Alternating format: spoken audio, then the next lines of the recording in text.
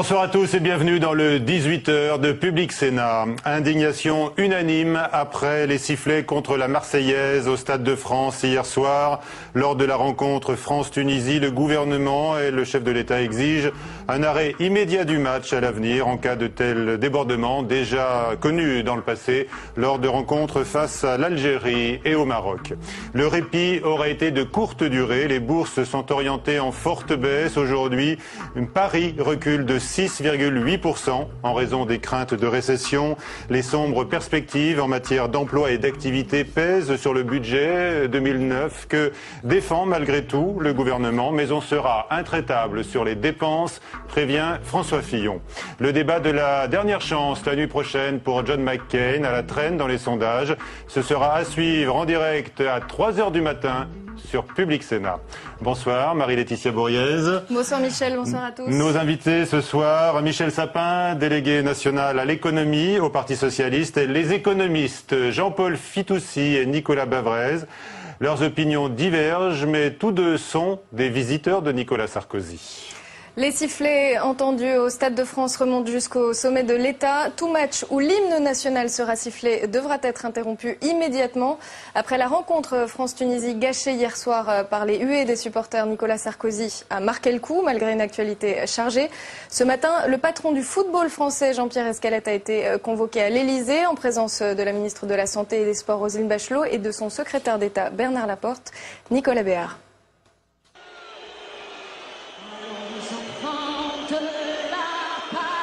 C'était peut-être une fois de trop. Après les matchs face à l'Algérie en 2001 et au Maroc en 2007, la Marseillaise a de nouveau été sifflée face à la Tunisie hier soir. L'indignation de la classe politique est unanime jusqu'à l'Élysée. Les ministres concernés ont été convoqués d'urgence par le chef de l'État pour pallier à ces provocations. Tout match où notre hymne national sera sifflé sera immédiatement arrêté. Quand un match aura donné lieu à de tels sifflets sur notre hymne national, tous les matchs amicaux avec le pays concerné seront suspendus pendant un délai qui restera à fixer par le président de la fédération. Une opinion qu'avait déjà exprimée le Premier ministre plus tôt dans la matinée. Bernard Laporte, lui, avait imaginé tout autre chose. Il suggérait plutôt que l'équipe de France ne joue plus à Paris contre une équipe du Maghreb. Une idée qui ne déplaît pas à tout le monde dans la majorité. Je peux en témoigner, je les ai vus, donc je vous dis que c'est très grave. Je crois qu'il faut arrêter de proposer de tels matchs.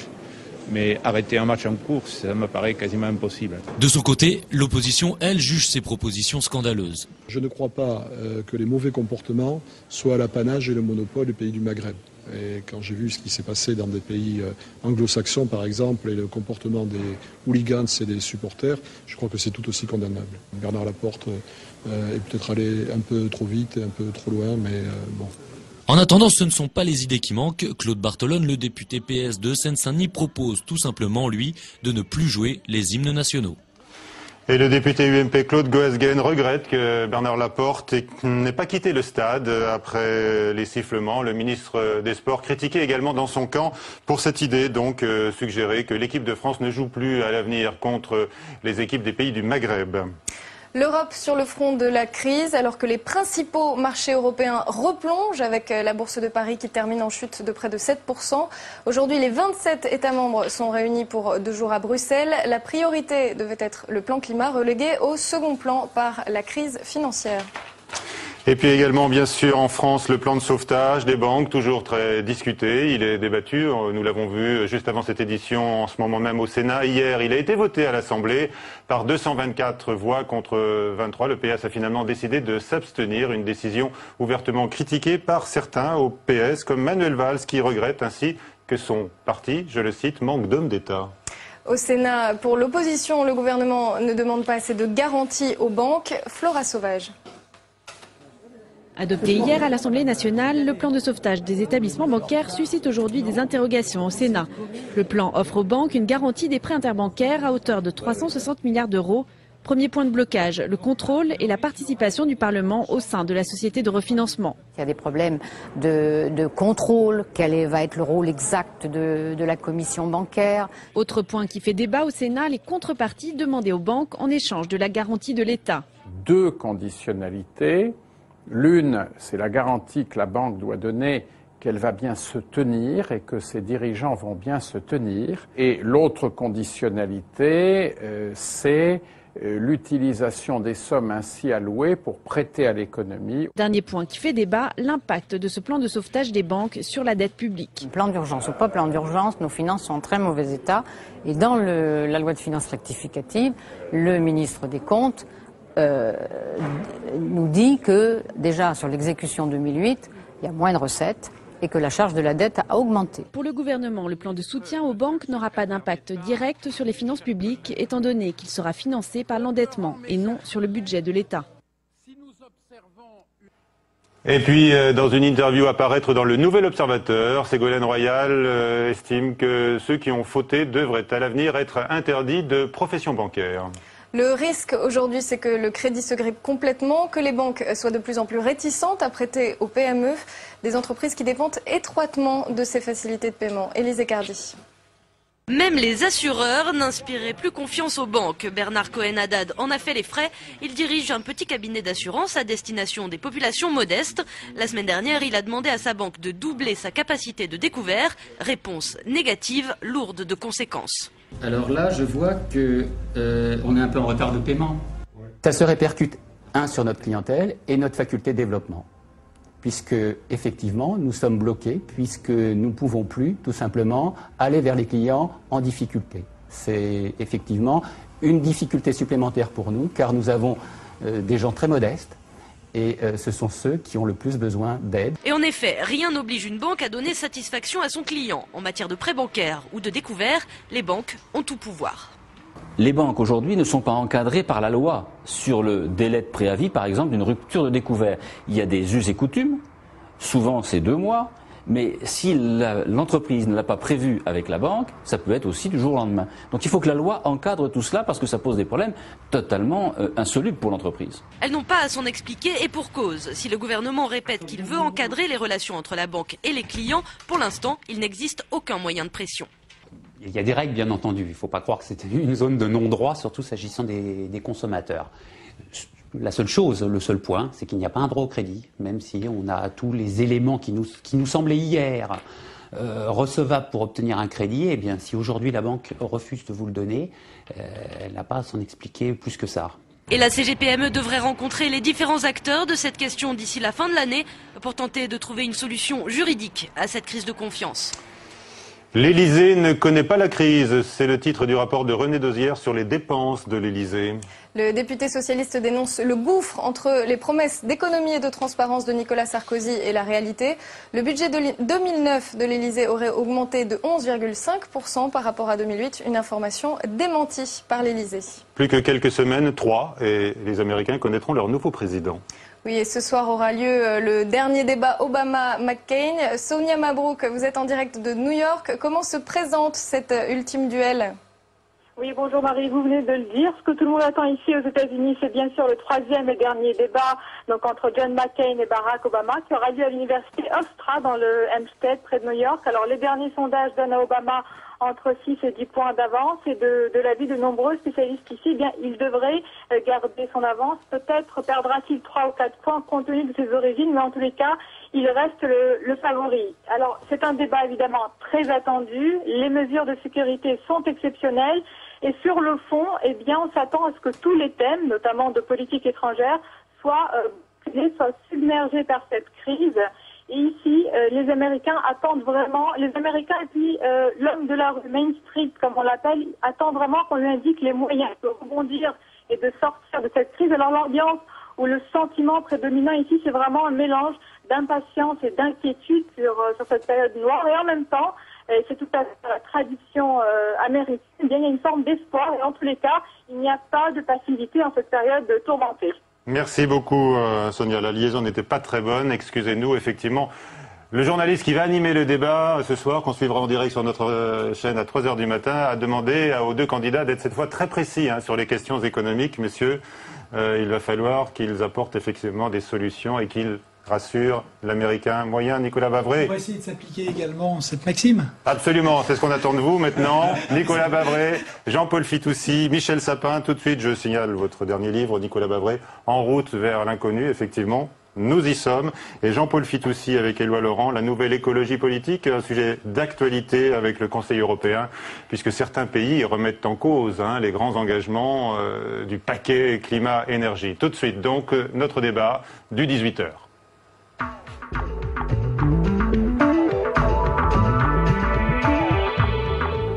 Une édition spéciale donc avec les économistes Nicolas Bavray, Jean-Paul Fitoussi et Michel Sapin, délégué national à l'économie au Parti socialiste. On espérait, messieurs, un rebond durable des bourses. C'est l'inverse qui se passe. Votre interprétation, Jean-Paul Fitoussi ? Si vous voulez, non, je ne crois pas que d'un coup d'un seul, on puisse rétablir une marche normale des marchés financiers. Je crois que la bourse connaîtra encore des soubresauts, mais que la direction est donnée, que, en gros, ce qui a été perdu aujourd'hui, ce n'est que moins de la moitié de ce qui a été gagné hier et avant-hier. Donc il y aura des soubresauts. Il faut s'attendre que pendant quelques semaines, il y ait des soubresauts. Encore du yo-yo. Oui, parce qu'il y a de multiples causes qui affectent l'évolution des cours boursiers. Pas seulement les problèmes financiers, mais aussi les anticipations de profit dans le cadre dans un contexte où on entre en quasi-stagnation, si ce n'est en récession. Nicolas Bavray, la crise risque de durer ? La crise va durer parce que c'est une crise profonde du capitalisme mondialisé. Donc l'idée qu'on ait comme en 97 ou 2001 un choc et qu'au bout de 18 mois, on ait ce qu'on appelle une espèce de sortie de crise en V, c'est-à-dire on repart de manière extrêmement rapide. Je pense que cette idée est fausse, que ce sera extrêmement lent, progressif et chaotique. Parce que finalement, on a trois choses aujourd'hui à régler. Il y a le choc systémique sur les banques. On a maintenant pris les bonnes mesures, mais il faut le temps que ça revienne. Il faut au moins 4 semaines et surtout, on va s'apercevoir que 8 semaines sans crédit dans le monde développé, on n'a jamais connu ça et ça va avoir des séquelles. Avec des défaillances d'entreprises, des faillites qui se multiplient. Le problème, évidemment, ensuite on va avoir une vraie récession dure en 2009. Et puis enfin, on va avoir le choc sur les pays émergents qu'on sous-estime aussi aujourd'hui. Mais c'est la troisième vague. Après États-Unis, Europe et Japon, les pays émergents également vont être touchés. Donc c'est dire que quand on regarde ce tableau-là, nous allons vers des moments qui vont continuer à être extrêmement chahutés. Et des marchés qui, à vrai dire, l'essentiel ne se joue pas sur le marché. L'essentiel se joue sur le marché interbancaire et la capacité de le faire reprendre. Alors, des temps très incertains aujourd'hui encore sur les marchés, Nicolas Bavray, François Fillon n'est guère rassurant. Il affirme que la France n'est pas à l'abri d'un accident systémique, justement, pour les banques. Alors, on a envie de dire, malgré les milliards d'euros engagés. C'est il faut distinguer entre la confiance et la caution. Ce qui a rétabli ou qui pourra rétablir le marché interbancaire, c'est que l'État se porte garant des transactions. Donc c'est un moyen objectif. Mais cela ne signifie pas que la confiance interpersonnelle renaisse. Que donc la méfiance des établissements bancaires les uns vis-à-vis des autres continuera. Mais il n'empêche que la garantie de l'État permet de réanimer le flux de transactions. Donc, il est très important de comprendre cela. Michel Sapin, est-ce qu'il faut imaginer un autre plan ? Je me demande si l'observation des mouvements sur les bourses, même si j'en connais le caractère erratique, en particulier dans les périodes troublées, n'est pas en train de légitimer notre vote d'hier. Nous disions que le plan était techniquement adapté pour remettre en place les circuits financiers, et donc nous n'avons pas voté contre. Nous disions au même moment que ce plan devait être immédiatement accompagné d'un plan de soutien à l'activité, parce que la vraie question qui est maintenant devant nous, au-delà de la remise en ordre du bouclage des tuyauteries financières qui sont nécessaires, c'est le soutien à l'activité. Ce que vient de dire Nicolas Bavray, qui n'est pas démenti par Jean-Paul Fitoussi, c'est que la crise est devant nous. La crise économique, la crise industrielle, la crise sociale. Donc la question sur un autre plan, un nouveau plan pour l'économie cette fois. Oui, mais ce à quoi les bourses aujourd'hui, c'est jamais facile de savoir pourquoi les marchés vont dans tel sens ou dans tel autre. Mais on voit bien que les inquiétudes qui s'expriment aujourd'hui, après les immenses inquiétudes financières, c'est les inquiétudes de l'économie qu'on dit économie réelle. Il faut donc répondre au même moment aux deux questions à la fois. Vous êtes conforté dans votre vote aujourd'hui. Et je suis plutôt conforté dans mon vote. Vous avez quand même hésité au moment de choisir. Qu'est-ce qui vous a fait basculer dans l'abstention ? Cette analyse-là, justement, celle que je viens de dire. Oui. Parce qu'au fond, pour être naturellement enclin à soutenir techniquement le plan financier qui était adapté pour répondre aux problèmes posés du point de vue financier. Mais nous avons bien conscience, justement, que la finance n'est qu'une petite partie de la question économique. Et que c'est la question économique. Mais c'est toute cette affaire du plan de relance. Quand au même moment... Alors quel plan de relance, précisément, qu'est-ce que vous allez mettre en place ? Les ministres, le Premier ministre, le ministre du Budget, nous disent, ministre de l'économie, on ne touche pas au projet de budget 2009. Il est bon, il est adapté. C'est les termes qui ont été utilisés. Il est adapté aux circonstances. C'est une erreur grave. Ce budget 2009 n'est pas adapté aux circonstances et les marchés le sentent bien. C'est pas avec ce budget 2009 qu'on pourra soutenir la croissance et l'activité. Alors, messieurs les économistes, est-ce que vous estimez qu'il faut proposer aujourd'hui autre chose pour soutenir l'économie et lutter contre cette récession qui n'est plus aujourd'hui effectivement un mot tabou? Est-ce que, par exemple, un autre mot tabou pourrait tomber, Nicolas Bavret, celui de rigueur? Moi, je crois qu'il faut quand même garder le sens des priorités. Comme on l'a vu dans les dernières semaines, la multiplication du plan aussi crée du stress. Donc, comme il a été dit, je crois qu'il y a à peu près un consensus. Aujourd'hui, la priorité, c'est le marché interbancaire. On a, après des atermoiements, passons sur mais grosso modo, aux États-Unis et en Europe, on a maintenant les bonnes mesures qui sont garantie des dépôts, recapitalisation des banques et garantie du marché interbancaire. Donc la priorité, ce n'est pas de respecter les critères de Maastricht, par exemple? Non, mais enfin, les critères de Maastricht, c'est pas tout à fait... C'est-à-dire qu'il n'y a pas de risque de décrocher justement de ces critères-là Jusqu'où est-ce qu'on peut, par exemple, de toute manière, les critères de Maastricht, après 2001, les critères de Maastricht, il avait été dit, à mon avis, à juste titre, que quand on était en circonstances exceptionnelles, on pouvait les mettre de côté. Nul ne doute qu'aujourd'hui, on est des circonstances exceptionnelles. Donc, jusqu'où aller dans le non-respect de ces critères? Parce qu'on nous a toujours expliqué que c'était nécessaire pour la bonne marche de l'économie, quand même, de les respecter. Si vous voulez, les critères de Maastricht, personne ne peut défendre que suivant que l'économie mondiale soit à 5,5% de croissance ou qu'elle soit aujourd'hui en dessous de 3, voire que demain elle aille en récession et qu'on ait une récession dans tous les pays développés, que ce soit les mêmes chiffres. Il reste que quelles que soient les circonstances, il y a des niveaux de dette qui deviennent insoutenables. Et donc aujourd'hui, comme il a été dit, dans un environnement déflationniste extrêmement violent, c'est vrai que c'est pas le moment de diminuer massivement les dépenses publiques. On en est bien d'accord. En revanche, il y a des niveaux de dette à ne pas dépasser parce que là, ça deviendra insoutenable. Et ce niveau, il est autour de 70%. Donc le fait que notre pays soit déjà un pays très endetté fait que la marge de manœuvre qui est mobilisable est effectivement limitée. Ce qui veut dire qu'il faudra bien réfléchir aux dépenses qu'on souhaite faire et les cibler bien sur des choses qui soient importantes. À mon avis, il y en a deux. Il y a l'investissement civil, parce que ça, il y a beaucoup de retard et qu'il est pratiquement taré dans notre pays. Il fait juste 0,5% du PIB. Et il y a des mesures ciblées pour l'emploi des gens qui sont les plus faiblement qualifiés. Pourquoi? Parce que c'est les premiers qui vont être touchés aujourd'hui par la crise. Annonce avec des mesures nouvelles. Jean-Paul Fitoussi, est-ce que vous êtes là encore en harmonie parfaite avec Nicolas Bavret? Parce que on cherchait à vous opposer, mais finalement, on a l'impression tous les deux que la crise vous rassemble.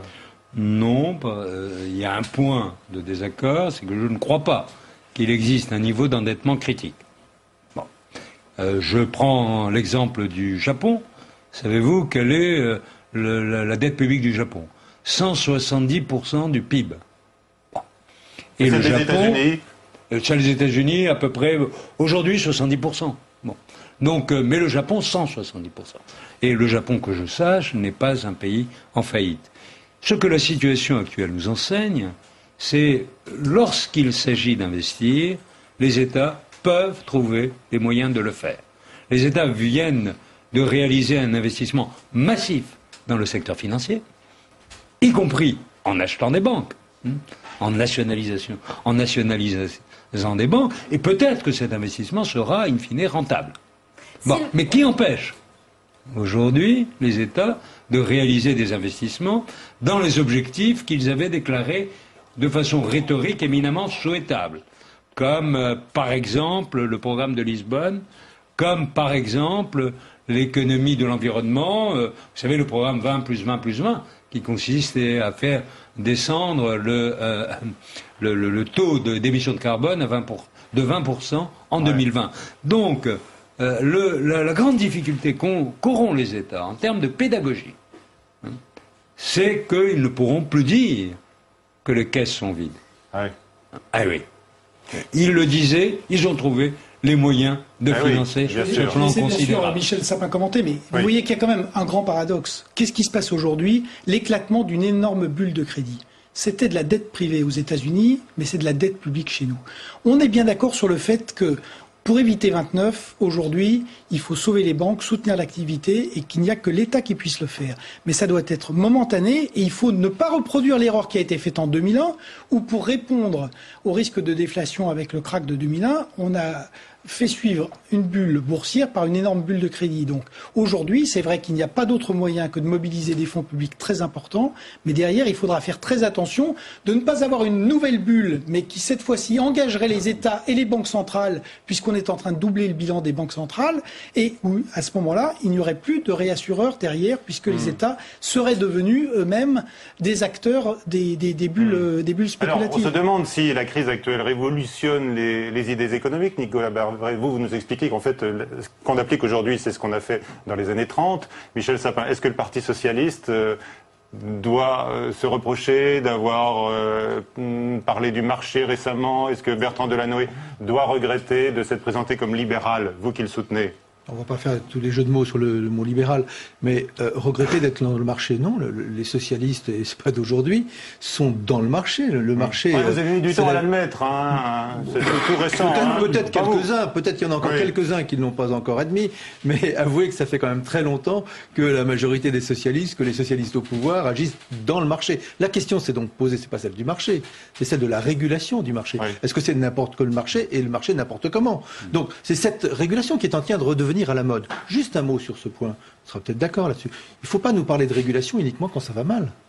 Parce que quand ça va mal, c'est pas le moment où la régulation fonctionne. Alors, elle aurait dû fonctionner avant. Mettre en place? Donc la régulation, on ne va pas rentrer dans le détail des régulations nécessaires, on peut le faire. Est-ce que c'est pas ça qui manque justement? Oui, bien sûr, le grand débat sur refonder le capitalisme. Mais simplement, je ne voudrais pas qu'on parle de régulation aujourd'hui quand la maison brûle, pour reprendre un terme qu'on prend souvent, et on oublie complètement de parler de régulation une fois que l'incendie aura été éteint. C'est à ce moment-là qu'il faut continuer non seulement à parler, mais à faire de la régulation, et pas seulement dans le domaine financier. Alors Michel Sapin, vous qui êtes socialiste, quand on vous demande comment réguler le capitalisme aujourd'hui, que répondez-vous? Oui, mais c'est pas le capitalisme, c'est le marché. Le capitalisme. Quelqu'un disait que le marché existait avant le capitalisme, c'est pas faux. Bon, donc c'est le marché lui-même qui est le seul système aujourd'hui qui permette de produire normalement. J'en connais pas d'autres. Tous les autres se sont écroulés. Donc celui qui me dit qu'il faut sortir du marché, qui me dit dans quoi il veut rentrer. Donc de la régulation. Mais est-ce que je peux me permettre un tout petit mot sur la question des critères de Maastricht? Le grand problème de la France, c'est que nous ne respections pas les critères de Maastricht avant même que la crise nous frappe. Et donc que nous n'avons pas ces marges budgétaires dont disposent aujourd'hui les Allemands, qui sont équilibrés du point de vue financier et qui ont une balance commerciale excédentaire, ou même les Espagnols, qui sont suréquilibrés du point de vue financier et qui ont donc une marge budgétaire. Un plan de rigueur, donc non, mais simplement, on ne peut pas exonérer de sa responsabilité le gouvernement ou les gouvernements qui précédemment ont placé la France à 3% de déficit avant même la crise. Voilà, c'est ça qui rend particulièrement difficile la situation, difficile la situation. Est-ce que vous pensez que la France est plus fragile que d'autres pays européens? Évidemment. Moi non. Pas vous. Franchement, non.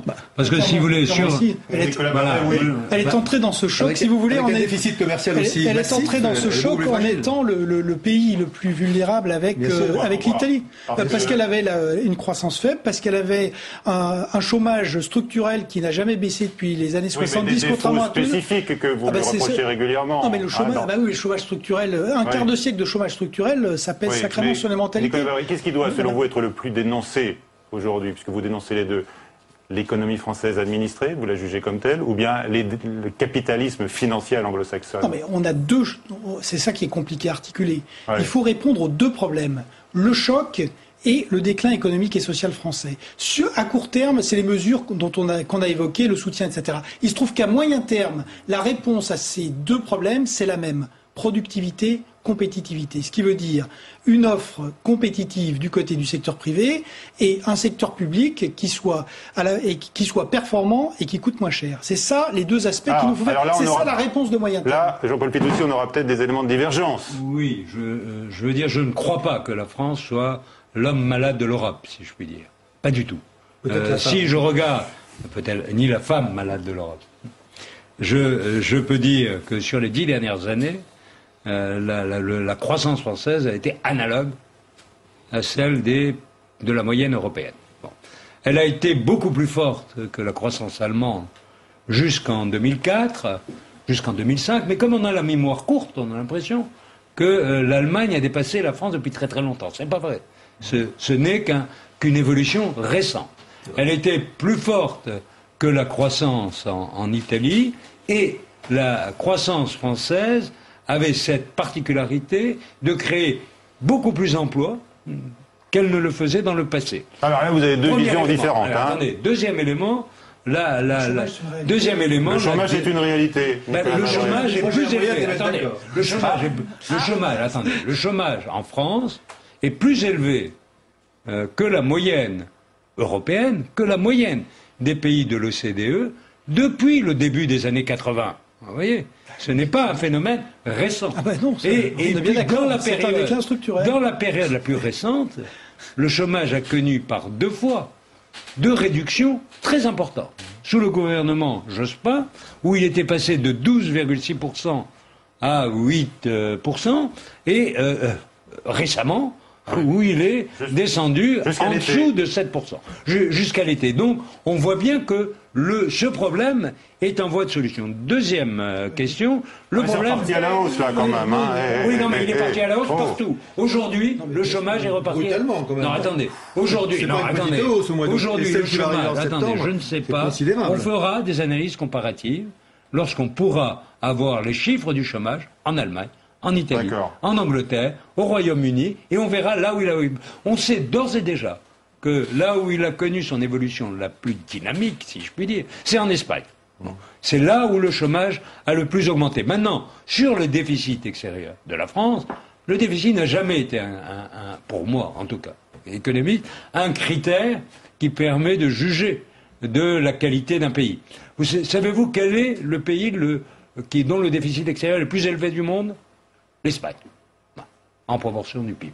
Et ne dit-on pas que l'Espagne est une économie parfaitement dynamique, qui n'est pas endettée au niveau interne? Mais de quel déficit précisément parlez-vous? Déficit extérieur. On parle du déficit des échanges. On parle du fait que de la compétitivité, de la c'est le fait qu'on vend moins à l'extérieur qu'on achète. Mais ça, c'est une très grande faiblesse de la France. Mais Michel Sapin, vous disiez que vous pouviez mettre d'accord Jean-Paul Fitoussi et Nicolas Bavrez. Je ne sais pas si vous allez mettre d'accord. Non, simplement, je ne crois pas que la France soit par destination, je dirais par naissance, une nation affaiblie. Je pense qu'elle a en elle-même des ressorts considérables et que ces ressorts sont apparus à certaines périodes et très fortement. Ce que je crois par contre, et les dates qui étaient données sont exactes, c'est qu'il y a une dégradation relativement récente. Je ne dis pas que tout date d'il y a 4 ans ou 5 ans, je ne veux pas être dans une vision politicienne bête, mais il y a une dégradation très récente. Les déficits avaient commencé à diminuer, ils ont réaugmenté. Ce qui s'est passé l'année dernière en termes de dépenses fiscales a pesé considérablement sur les déficits d'aujourd'hui.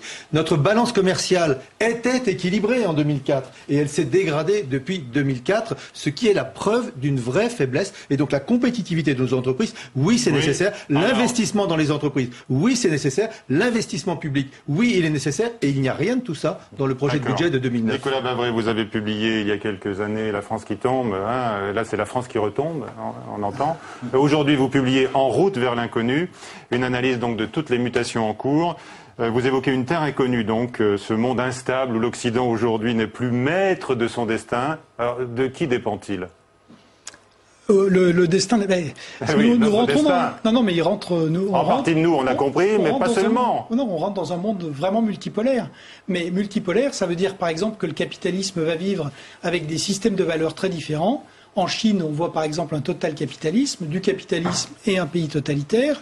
En Russie, on voit un FSB capitalisme, la fusion des grands monopoles de l'énergie, des matières premières, de l'État et des services secrets. Alors que jusqu'à présent, on avait l'habitude de voir capitalisme, marché et démocratie marcher. Et liberté. Et là, c'est fini. Et c'est un des grands aspects, et à mon avis, un des grands problèmes du XXIe siècle, c'est la relation asymétrique. C'est-à-dire, il n'y a pas de liberté politique sans capitalisme. Mais il peut y avoir du capitalisme sans liberté politique. Et même politique. des peuples qui n'aspirent pas à la démocratie. Et on peut avoir aujourd'hui, et ça va d'ailleurs être un des résultats paradoxaux de cette crise, vous allez avoir à l'exemple de Singapour, des gens qui vont expliquer que aujourd'hui, le capitalisme le plus efficace et la meilleure manière d'enrichir les gens, c'est d'avoir des systèmes à liberté, si je puis dire, contrôlés ou cantonnés, type Singapour. L'une des conséquences de la crise aujourd'hui, c'est la menace d'une crise sociale également, mais peut-être d'une nouvelle crise entre les nations. Aujourd'hui même, par exemple, plusieurs pays pauvres ont fustigé les pays riches, comme l'Inde, le Brésil et l'Afrique, accusent les pays riches d'avoir provoqué cette crise financière. Est-ce que là, c'est encore de gros dangers devant nous ? Il y a évidemment des conséquences politiques. Quand vous avez une déflation, vous laminez les classes moyennes, qui sont le socle des démocraties. Quand vous laminez les classes moyennes, vous avez toujours du nationalisme, du protectionnisme, de la xénophobie, de l'extrémisme. Nous allons avoir tout ce genre de choses dans les pays du Nord. Et nous allons aussi avoir des pays du Sud qui vont continuer à vouloir accélérer leur rattrapage, qui ont 75% des réserves mondiales et qui donc vont essayer de se rendre propriétaires du capitalisme mondial, y compris au Nord. Donc ça va être un peu chahuté. Jean-Paul Fitoussi, est-ce qu'il faut élargir le gouvernement économique mondial justement à l'Inde, à la Chine? Bien sûr, hein, il faudrait un GN. N étant un nombre à déterminer de façon démocratique. Ou GM comme monde aussi. Nombre. Nombre ou monde. Voilà. Ouais. Donc un GN. N avec un point d'interrogation. Ouais. Mais en réalité, je voulais faire deux remarques. La première, c'est que je n'ai pas une vision aussi catastrophique des évolutions à venir. Mais peut-être que Nicolas a raison, parce que nous sommes dans la plus grande des incertitudes. Il faut dire ce qui est. L'avenir est de moins en moins lisible. Il y a déjà des tentations populistes, on le sait. Bien sûr, surtout après une crise financière. Mais ce que l'histoire récente nous enseigne, c'est que les capitalismes totalitaires n'ont pas duré très longtemps. Le dernier exemple d'un capitalisme totalitaire fut celui du Chili. Fut celui du Chili dont on disait, d'ailleurs, sous Pinochet, dont on disait qu'il était le modèle de développement des pays émergents. Bon, il n'a pas duré très longtemps. Il a été suivi d'une démocratie. Donc, il y a des interrogations à se faire sur la pérennité des régimes chinois, des régimes asiatiques, et sur la violence qui pourrait suivre d'un refus de la population de suivre ce capitalisme. Parce que je ne crois pas qu'on puisse séparer les libertés économiques des libertés politiques. Dès le moment où vous accordez aux individus la liberté économique, c'est-à-dire la liberté de faire les transactions que l'on souhaite, il faut quand même, en même temps, qu'il y ait la liberté d'information. Autrement, on ne sait plus où on va. On l'espère tous. Bien sûr, évidemment. On l'espère tous, mais je ne suis pas sûr que ce soit forcément le cas. Jean-Paul Fitoussi, Nicolas Bavrez, vous qui l'approchez, qu'est-ce que vous pensez du comportement de Nicolas Sarkozy pendant cette crise ? Écoutez, jusqu'à présent, il y a eu des phases assez différentes. On voit bien que la crise a aussi été politique, c'est-à-dire que ce maelstrom a mis à mal la plupart des systèmes politiques. On a vu aux États-Unis la catastrophe de la faillite de Lehman, le plan Paulson, quand même, ça n'a pas été très simple. Donc, je crois qu'il y a eu un aspect retard très clair en Europe, y compris en France. Ce qui a été fait le week-end dernier, je crois que... Vous pensez que le gouvernement a vraiment perdu du temps ? En Europe, partout, oui. Parce qu'il y a eu une sous-estimation. Si vous voulez, si vous regardez les années 30, c'était exactement la même chose. Pendant un an, dans les années 30, on a expliqué que c'était une crise américaine. Là, on a dit que c'était une crise des subprimes, donc une crise américaine et une crise de l'immobilier. En réalité, c'était une crise du crédit mondial et nos banques étaient forcément touchées. Mais ce qui s'est fait le week-end dernier, c'est important. Et là, je crois que Michel Sapin, y compris, pourra être d'accord, parce que c'est la première fois qu'on a vu exister une ébauche de gouvernement économique européen. Alors, il faut maintenant transformer l'essai, essayer de lui donner de la pérennité, de la substance, arriver à l'inscrire dans les textes. Mais ça, c'est vrai que c'est incontestablement quelque chose d'important. Et c'était sous présidence française, donc c'est quand même... mais la question, elle portait un peu sur Nicolas Sarkozy aussi, tous les deux. Là, quand vous le rencontrez, là, vous faites ce genre de brainstorming économique, comme on vient de le faire depuis 20 minutes avec lui? Comment ça se passe? Il vous écoute, il vous demande des conseils? Oui, on a l'habitude de dire ce que l'on pense. En tout cas, on dit ce que l'on pense. Moi, il me demande pas mon avis. Non. Michel Sapin regrette que le chef de l'État ne consulte pas suffisamment l'opposition. Mais vous, quand vous y allez, alors... Vous voyez que la semaine dernière, le Parti socialiste m'a fait l'honneur de me recevoir. Et surtout, vous voyez, j'ai dit la même chose. C'était fort utile. On fait le conseil économique de Michel Sapin, ça se passe très bien, et ça se passe pas autrement dans d'autres circonstances. Vous avez senti empreinte d'une certaine gravité, peut-être d'une gravité nouvelle, cette épreuve. Il y a eu pour tous les dirigeants politiques une prise de conscience du fait que cette crise n'était pas une crise habituelle. Et donc, effectivement, c'est un moment, c'est un moment clé de l'histoire. Quand on entend Manuel Valls, votre camarade de parti, dire que le Parti socialiste manque d'hommes d'État, comment est-ce que vous réagissez? Ça prouve qu'il n'en est pas un. Voilà, ce sera le mot de la fin. Merci.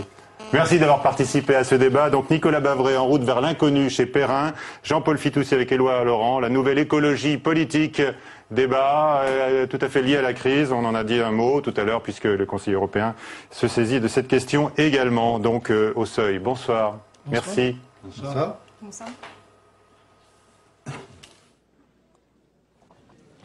Monsieur le Président, Messieurs les ministres, Mesdames, Messieurs, chers collègues. Je voudrais aborder la discussion sur ce texte de la façon la plus humble qui soit. Parce que nous avons d'abord entendu de vrais spécialistes qui ont pu détailler toutes les mesures, ce qui était arrivé, comment c'est arrivé et les mesures qui nous sont proposées. Pour ma part, je voudrais simplement expliquer pourquoi nous trouvons que le plan qui nous est proposé est un bon plan. Les spécialistes, les grands techniciens nous ont probablement entraînés déjà un peu dans le gouffre. Et que la crise que nous vivons, cette crise financière sans précédent, qui a conduit au blocage du système de financement de l'économie réelle, c'est d'abord une crise d'une surtechnicisation de l'économie financière. Très honnêtement, on peut bien se demander ce qu'une banque comme Dexia, chargée du financement des collectivités locales en Belgique et en France, est allée faire en achetant au fin fond des États-Unis une banque chargée du crédit hypothécaire. Chacun a son métier, chacun doit avoir ses responsabilités, mais chacun a voulu inventer des produits de plus en plus sophistiqués, sans véritablement savoir ce qu'ils étaient par eux-mêmes, ce qu'ils représentaient, ce qu'était leur lien avec l'économie réelle. Et après le blocage de l'économie financière, nous en arrivons très naturellement au blocage de l'économie tout court, de l'économie réelle, et notre souci, en participant à notre place à la réalisation que le gouvernement, du plan que le gouvernement nous soumet, c'est naturellement le souci de l'économie réelle, et pas simplement de l'économie financière. Le blocage du marché interbancaire qui est au cœur de la crise, c'est bien sûr le passage de la crise financière à la crise économique. À quoi avons-nous assisté tout au long des jours que nous venons de vivre? D'abord, à une crise systémique où les choses s'enchaînaient les unes après les autres sans qu'on ait une prise réelle sur leur survenance. On a vu se succéder des plans nationaux. Les États-Unis nous ont expliqué qu'ils avaient un plan, le plan Paulson, sûrement un très bon plan avec beaucoup de milliards de dollars. Ce plan n'a à peu près rien amené. Nous avons eu exactement la même chose pour les solutions strictement nationales mises en œuvre en Europe. L'échec du plan allemand en est la preuve. C'est naturellement, et c'est ce qui me semble très intéressant, en tous les cas pour nous est très intéressant, c'est la recherche d'une solution coordonnée au niveau européen qui a été de nature à arrêter ou en tous les cas à permettre de sortir de la crise financière. Coordonné au niveau européen, Monsieur Goutéron, je comprends que ce soit un peu difficile d'aller jusqu'à européen, mais le plan est européen. Et c'est parce qu'il est européen qu'il a réussi. Et moi, je veux dire très clairement, en tant que représentant d'un groupe qui croit à la construction européenne, mais qui ne demande pas l'effacement des États et des nations, mais qui croit à la construction européenne, que nous avons vu cet été deux exemples extrêmement différents et extrêmement intéressants qui ont montré que seul le cadre européen était le cadre pertinent d'action, fût-ce l'action des États. Qu'un État qui agit seul ne peut pas réussir, que des États qui agissent ensemble dans le cadre européen peuvent réussir. C'est l'exemple de la Géorgie et c'est l'exemple de la crise financière que nous venons de vivre. Et c'est vrai que cette relance de l'Europe, qui a pu parler et qui peut parler aux États-Unis d'Amérique, qui peut montrer ce que l'on peut faire, est quelque chose qui véritablement nous redonne espoir. Je sais que la crise n'est pas terminée. Je sais que les difficultés techniques de produits alambiqués que l'on a vendus, tellement alambiqués que c'était des produits mais qu'il n'y avait rien dedans, et comme il n'y avait rien, on les vendait plus cher, va demeurer pendant de nombreux mois encore. Mais ce qui nous redonne espoir, c'est cette action que les États européens ont su mener ensemble dans le cadre d'abord du G4, du G7, du groupe des pays européens qui ont adhéré à l'euro et des 27 aujourd'hui et demain. Je crois que cette réunion des États dans le cadre européen, c'est probablement la meilleure façon de relancer l'Europe, de la faire parler et, quelque part, de donner espoir aux citoyens français et de notre continent. Je crois que nous avons assisté, quelque part, à l'apparition d'un mode de gouvernance européen extrêmement intéressant. L'Europe répond aux situations de crise et s'affranchit de ses propres procédures. C'est cela que nous avons vu ces derniers jours, et ça, c'est fondamental. Quand il y a urgence, l'Europe est capable de trouver en elle-même les ressources au-delà de ces règles, de ces procédures qui nous ont tellement fâchés avec la construction européenne, pour aller à l'essentiel et pour trouver le chemin de la solution. On l'a vu, je le rappelle, dans les deux crises de cet été et de cet automne. Ici même, nous avons si souvent réclamé l'émergence d'un gouvernement économique européen à côté de la monnaie unique, l'euro. Eh bien, nous avons vu ces derniers jours, et nous le devons aussi, il faut le dire, moi, même si ce n'est pas mon genre de le faire, nous le devons aussi au président de la République qui préside l'Union européenne. Il faut savoir dire les choses telles qu'elles sont si on veut que les choses progressent, s'améliorent et soient ancrées dans la réalité. Demain, que nous reste-t-il à faire? Beaucoup, parce que la crise financière a quelque chose d'artificiel. Et il y a la crise économique qui, elle, est bien réelle et qui va peser sur les PME, sur les citoyens, sur l'économie en général, et que ce sont les épargnants, les déposants, les petites et moyennes entreprises qu'il nous faut aider et sauver. Alors, je crois que la relance de l'économie, elle aussi, ne pourra se faire qu'au niveau européen et mondial. Élaborer un nouveau système financier avec plus de régulation, avec le retour des politiques, est quelque chose de fondamental. Le texte qui nous est soumis aujourd'hui est un texte très technique, on l'a vu, mais au-delà de la technique, il fait partie d'un plan global. Et je voudrais, pour notre groupe, dire simplement que si, techniquement, on peut reprendre tel ou tel point du texte, certains des points que Mme Bricq a abordés sont des points réels qui peuvent faire question, mais que pour nous, ce qui compte et qui va expliquer notre vote conforme, c'est que ce texte fait partie d'un plan coordonné à l'échelon européen et que modifier un point de ce plan, c'est remettre en question le plan européen. Nous ne le ferons pas. Nous accorderons toutes nos voix à cet élément du plan européen qui a été élaboré à Paris et qui sera confirmé lors du Conseil européen aujourd'hui et demain. Merci, Monsieur le Président.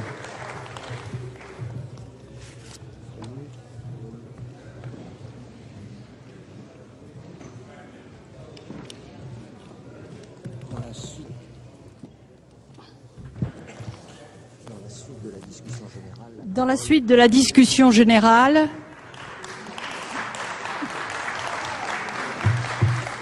je donne la parole à Monsieur Bernard Vera du groupe communiste, républicain et citoyen pour 11 minutes.